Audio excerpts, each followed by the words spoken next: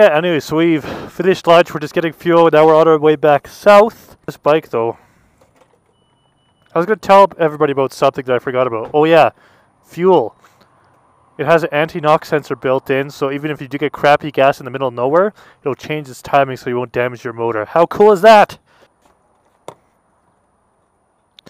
The cable fell off again. That's what happens when you mix German stuff with Italian stuff. It just doesn't cooperate.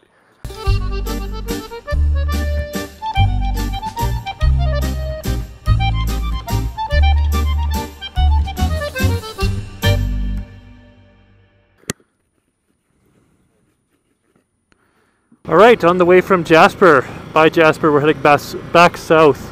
We'll be heading towards Nordegg, and we will start our gravelly part of the ride, which I'm very excited for. To prove ourselves real adventure riders. Oh, our people. The ice fields are on top of those things, that's awesome! Those pointy bits of bacon. I can't believe how physically big that one is. That's a spicy meatball! Oh no, Harley's, always.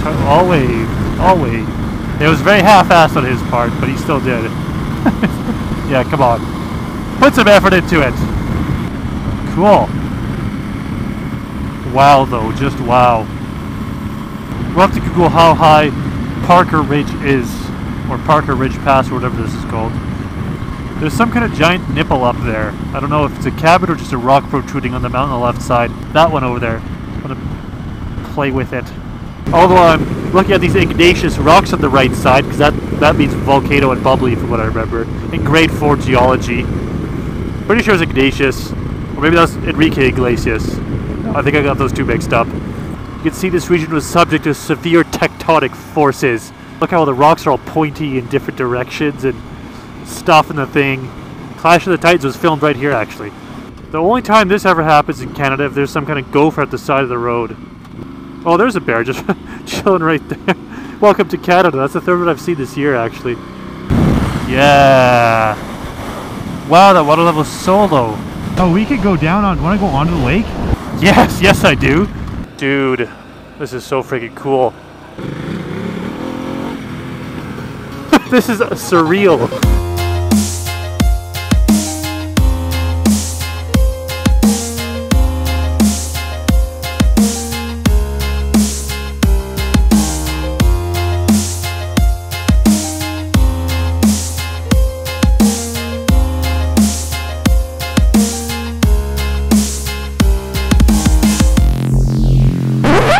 Look, it's the Ogopogo right there. Look.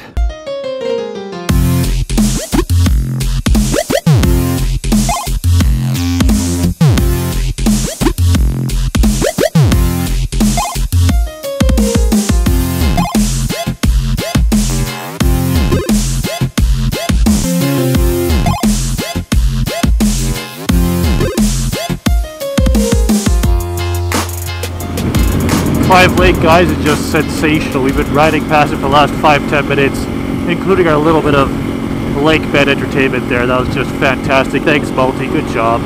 This bike is getting close to its first service now. It's another 50k. Happy to report no problems, as expected, obviously. This bike's been great. We're just about to hit up Nordegg. Yeah, Nordegg. And we're going to stop there for a moment and reevaluate our situation. So far, it's been a blast. We've been on this bike since 8 a.m. It is now 5 something or other, 5:09 p.m. and we're still doing great. The bike's comfortable, lots of storage, lots of fun. 641 kilometers in one afternoon, or one day so far, and still plenty to go, at least 200 more to go. Made it to Nordegg, a little town in the middle of nowhere. Gonna grab some gas and head right back the other way, get onto the gravel. Can't wait. Bikes look great.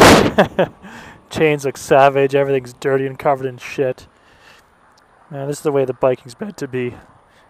I'll give it that. Those Beamer GS owners know what they're after.